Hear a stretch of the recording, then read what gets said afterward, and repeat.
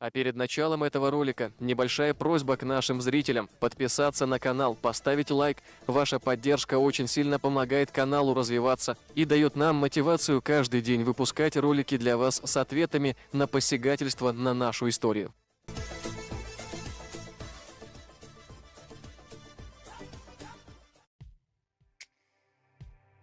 Предыдущий ролик на нашем канале был заблокирован по жалобе Артема Плато. Причина – оскорбление и запугивание. Нам не ясно, от чего так сильно испугался Артем. Мы не хотели его напугать. Мы не оскорбляли его и просим вас, наши дорогие зрители, не оскорблять Артема в комментариях. Что мы хотим от Артема, так это то, чтобы Артем разъяснил за свои слова, когда говорил про Деникина, Ермолова, завоеванную Чечню, 18 тысяч казаков и так далее и тому подобное. Мы уже подали апелляцию на удаленный ролик, так как считаем, что этот ролик не нарушал правила YouTube. Апелляция на данный момент находится на рассмотрении. Когда YouTube ответит нам, мы вам первым сообщим. После того, как Артем Плато анонсировал свой эфир, мы запаслись попкорном и колой, дожидались очередной партии лапши, которую схавала бы его аудитория, но не как здравомыслящие люди, и в час X Артем выставляет вот такой сторис.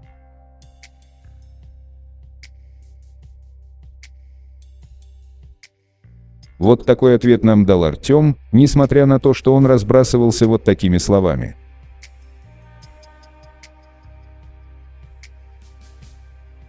Интересно, где же он так научился кидать понты? Судя по сторис, Артем до сих пор думает, что видео сделано на него. У него мозгов не хватает, чтобы понять, что от него хотят. Вы скажете, что он включил дурочку. Но нет, он и есть дурак. Что сложного в том, чтобы доказать, что ты прав, если ты действительно прав? Не надо делать никакие эфиры, давать нам ответы, просто укажи книгу, автора, страницу и цитату. Но нет, Артем, зная, что он не прав, и что все, что он зачитал, это выдумка ингушских горе-историков, пытается нам доказать то, во что сам не верит. Артем, со своей шовинистической натурой, на примере остальных провокаторов думает, что все люди на Кавказе будут слушать его бред и одобрительно кивать головой. Он все призывает нас прочесть Деникина, но Артем там нету ничего, про 18 тысяч казаков и про покоренную Чечню, вместо того, чтобы призывать других прочесть эту книгу, прочти ее сам.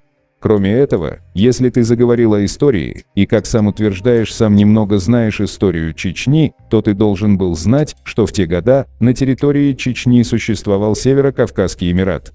Этот человек очень высокомерный и бесстыжий, в принципе, как и те, кто его окружает. Он занимается фальсификацией чеченской истории, преподносит нас так, как будто бы чеченцы никогда не оказывали никому сопротивления.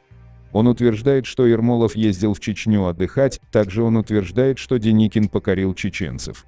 Принижая нас и нашу историю, он на нашем фоне возносит ингушей.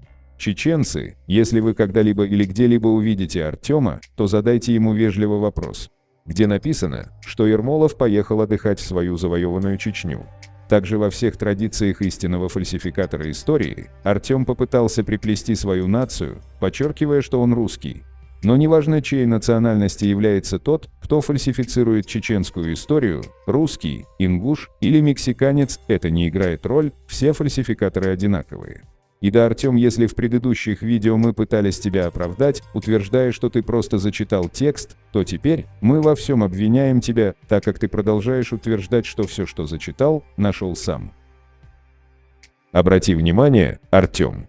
И YouTube, которому жалуется Артем, и подписчики данного канала, и подписчики канала Артем Плато, мы никого не оскорбили, и мы никому не угрожаем.